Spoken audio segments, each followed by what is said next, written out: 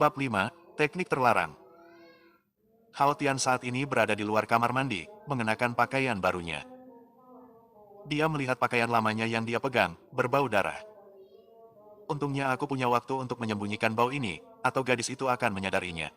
Hao Tian merasa lega, dan dia segera menjauh dari tempat itu. Dia terus berjalan selama beberapa menit. Menghentikan langkahnya, dia melihat sebuah pintu kayu di depannya. Membuka. Menarik pegangannya ke depan, pintu itu terbuka.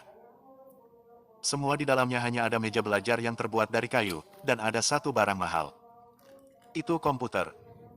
Hao Tian melihat sekeliling, ada foto di belakang komputer. Foto Hao Chen dan adik perempuannya. Tapi Hao Tian segera mengabaikannya, dan terus berjalan menuju tempat tidur yang tidak terlihat mahal.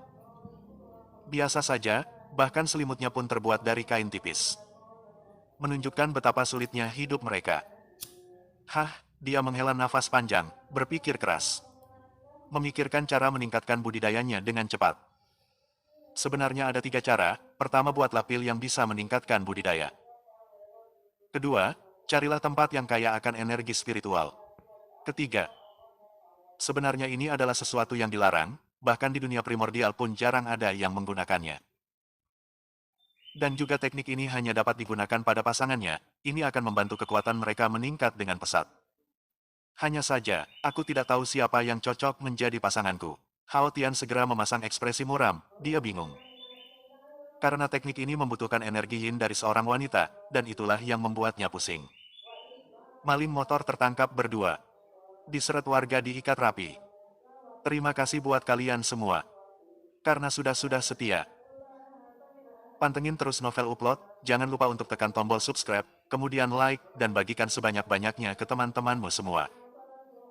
Belum tahu siapa calon yang tepat untuknya, padahal banyak sekali. Hao Tian terus melamun, hingga akhirnya menemukan solusi.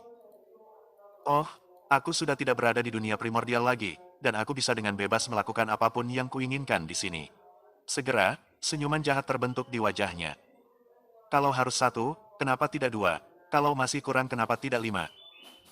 Itulah yang terlintas dalam pikirannya, kini ia sangat yakin bahwa cepat atau lambat budidayanya akan kembali.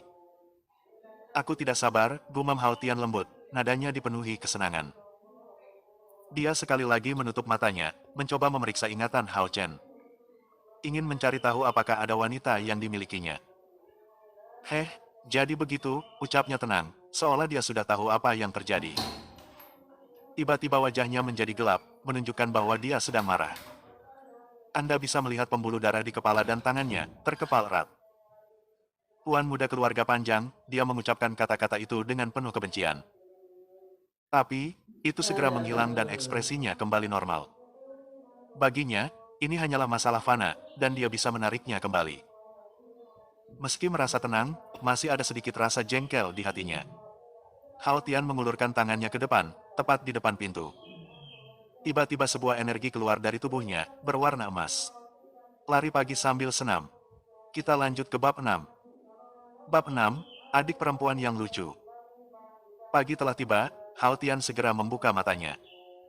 Sedikit energi emas keluar saat dia membuka kelopak matanya, sungguh indah. Seluruh tubuhnya dipenuhi energi, dia merasa sedikit lebih kuat. Sepertinya masih perlu waktu bagi saya untuk mencapai tingkat lanjutan dari tahap pendirian yayasan, bergumam pada dirinya sendiri dengan tenang, dia tidak terburu-buru. Bagaimanapun, dia telah menemukan solusinya, jadi dia merasa nyaman. Hao Tian segera berdiri dari tempat tidurnya, berjalan di dekat pintu. Rikit. Dia membukanya, melihat tempat itu masih bersih. Seringai kecil muncul di bibirnya, dan dia segera keluar dari kamarnya. Kruk. Tentu saja dia tidak lupa menutupnya. Tap tap tap. Hao Tian, dia terus berjalan ke depan sambil mencari keberadaan Hua Xingyue. Di dapur, oke, setelah itu, dia bergegas ke tempatnya. Dia terus berjalan, berlangsung setengah menit sebelum dia berhenti. Dia melihat ada dapur kecil di depannya, dan ada meja juga. Ada kompor di dekat gadis itu, menunjukkan bahwa dia sedang menyiapkan sarapan. Selamat pagi, Yuer. Hao Tian segera menyapanya, menunjukkan senyum indahnya. Hua Xingyue, yang mendengar suara familiar di telinganya, segera menoleh ke belakang, ekspresinya dipenuhi dengan senyuman, saudaraku, selamat pagi. Dia menjawab dengan penuh semangat. Kakak, tunggu sampai aku menyiapkan sarapan kita, ucapnya Rama sambil berbalik dan terus fokus pada masakannya. Dia sedang membuat sup, isinya kentang dan wortel. Kalau begitu, kakak akan menunggu di sini sambil melihat adikku yang cantik menyelesaikan pekerjaannya. Kata Hao Tian, dia sengaja menggoda gadis kecil ini. Ah, oke. Hua Xingyue menjawab dengan nada sedikit tergagap, tidak menyangka kakak laki-lakinya akan mengucapkan kata-kata itu. Sayang, novel upload akan setia menemani dan mewarnai hari-harimu. Jadi, subscribe ya. Hanya saja sedikit rona merah muncul di pipinya, senyuman pun terbentuk di bibirnya. Menunjukkan bahwa dia senang dengan kata-kata manis kakaknya.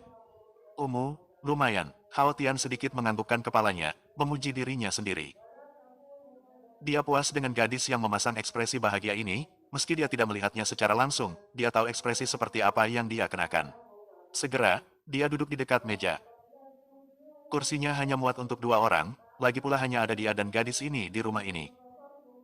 Terbuat dari kayu, namun tetap bagus untuk digunakan.